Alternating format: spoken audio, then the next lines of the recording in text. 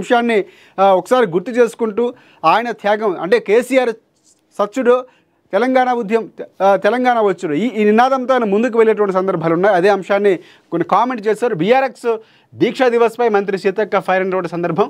అలాగే రేపటి నుంచి కుర్చీ లొల్లి ఉండదు. సో తెలంగాణకు సంబంధించినటువంటి అంశాలు కాంగ్రెస్ పార్టీలో ఒక రకంగా ఉంటే కర్ణాటకలో డిఫరెంట్గా ఉన్నటువంటి సందర్భాలు కనిపిస్తున్నాయి.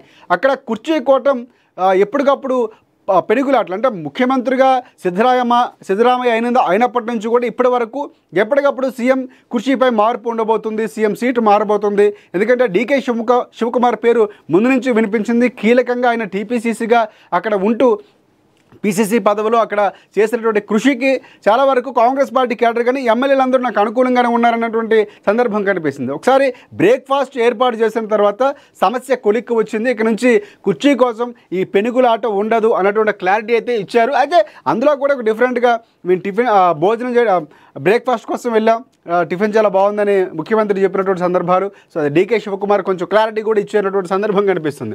సీఎం మార్పు ప్రతిపక్షాల అసత్య ప్రచారాలే 2028లో కాంగ్రెస్ పార్టీ గెలిపే లక్ష్యంగా పనిచేస్తామంటూ సీఎం సిద్ధరామయ్య చెప్పినటువంటి సందర్భాలు.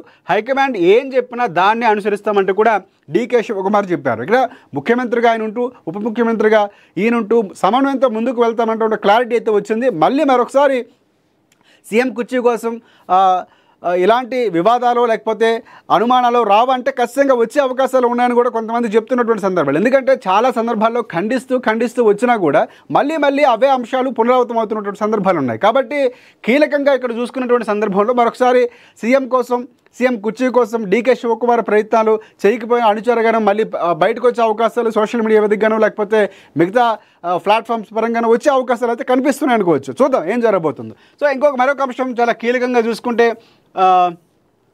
వీకెండ్ అనాలిసిస్కి సంబంధించినటువంటి అంశం కనిపిస్తుంది. సీఎం రేవంత్ రెడ్డి 2 ఏళ్ళు తెలంగాణ కాంగ్రెస్లో డిసెంబర్ మాసం సంచలనాలకు వేదిక కాబోతుంది. ముఖ్యమంత్రిగా రేవంత్ రెడ్డి పదవి బాధ్యతలు స్వీకరించి 2 ఏళ్ళు అవుతూ ఉండగా పాలనలో తనదైన ముద్ర వేశారు, పార్టీకి రాజకీయ విజయాలను అందించారు. అయితే 2 ఏళ్లుగా ఢిల్లీ హైకమాండ్ తీసుకున్నటువంటి నిర్ణయాలు ఆయనకు అడుగడుగున ఆటంకాలు కలిగించేలాగా ఉన్నాయనే చర్చ ఉందని, ఆటంకాలు ఎన్ని ఎదురైనా మొండిగా దూసుకువెళ్లి విజయం సాధించడమే రేవంత్ రెడ్డి నైజం.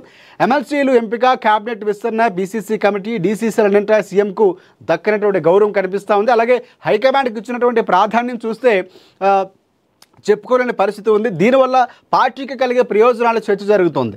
గాలి ఎలా ఉన్నా దాని దిశ మార్చే శక్తి తనకున్నదని సీఎం రేవంత్ రెడ్డి జూబ్లీహిల్స్ విజయం ద్వారా చాటి చెప్పినటువంటి సందర్భాలు కనిపిస్తున్నాయి. ఆయన చరిష్మాను బయటకు చెప్పినటువంటి సందర్భం కనిపిస్తుంది. ఇక గ్లోబల్ సమ్మిట్ తరువాత తెలంగాణ రాజకీయాల్లో సంచలనాలు చోటు చేసుకునే అవకాశం వాతావరణం కనబడుతుందంటూ ఇక్కడ weekend analysis ANN CEO journalist కంది రామచంద్రరెడ్డికి సంబంధించినటువంటి ఒక ఎడిషన్ ఇక్కడ ఇచ్చినటువంటి ఎడిటోరియల్ కనిపిస్తూ ఉంది. సో ప్రధానంగా తెలంగాణ రాజకీయాల్లో రేవంత్ రెడ్డి ఒక చారిత్రాత్మకమైనటువంటి ఎంట్రీ అని చెప్పుకోవచ్చు. ఆయన రావటం, టీపీసీసీ అవ్వటం, అక్కడి నుంచి సీఎం రేసులో ఉండటం, కాంగ్రెస్ పార్టీని అధికారంలోకి తీసుకురావటం, 6 గ్యారంటీలు, ఇవన్నీ అంశాలు చూసుకుంటే Revanth Reddy day by day దినదినాభివృద్ధి అంటారు కదా, ఆ స్థాయిలో అంటే ఎవరు కాంగ్రెస్ పార్టీ అనగానే పైకి వెళ్తే కిందకి లాగేవారు ఉంటారని ఇలాంటి చాలా అంశాలు ఉన్నాయి, చాలా మాటలు వినిపిస్తూ ఉంటాయి. కానీ అవన్నీ దాటుకొని సీనియర్లను జూనియర్లను సమన్వయం చేసుకొని కొత్త పాతని కలుపుకొని ముందుకు వెళ్ళటంలో రేవంత్ రెడ్డి ఒక రకంగా సక్సెస్ అయ్యారు అన్నటువంటి వాక్యాలు వినిపిస్తున్నాయి. అయితే సీఎం రేవంత్ రెడ్డికి అనుకూలంగా ఉన్నటువంటి వాళ్ళకి మన డీసీసీ పదవుల్లో ఇవ్వలేదు. మొన్న ఎమ్మెల్సీ ఎన్నికల్లో కూడా ఎమ్మెల్సీ పదవులు ఇవ్వడంలో కూడా వేం నరేందర్ రెడ్డి లాంటి వారికి ఇవ్వనటువంటి సందర్భాలు. ఎందుకంటే వేం నరేందర్ రెడ్డి చాలా కీలకంగా రాజశేఖర రెడ్డికి ఎలా అయితే చేదోడు వాదోడుగా అప్పుడు ఒక వ్యక్తి ఉండేవాడు, సో ఇక్కడ ఈయనకు కూడా సేమ్ అలాగే వేం నరేందర్ రెడ్డి అంటే ముందు నుంచి ఇప్పటి వరకు కూడా సమన్వయకర్తగా ఒక రకంగా ఆడికి చేదోడు వాదోడుగా ఉన్నారు. అలాంటి వ్యక్తికి ఎమ్మెల్సీ ఇవ్వాల్సిన అవసరం ఉందని వినిపించినా కూడా అంటే ముఖ్యమంత్రికి అనుకూలంగా ఉండేవారికి, ముఖ్యమంత్రి చెప్పిన వారికో లేకపోతే వారి మనుషులుగా చలామణి అవుతున్న వారికి ఎవరికి కూడా పదవుల్లో అగ్రస్థానం నుంచి కాంగ్రెస్ పార్టీ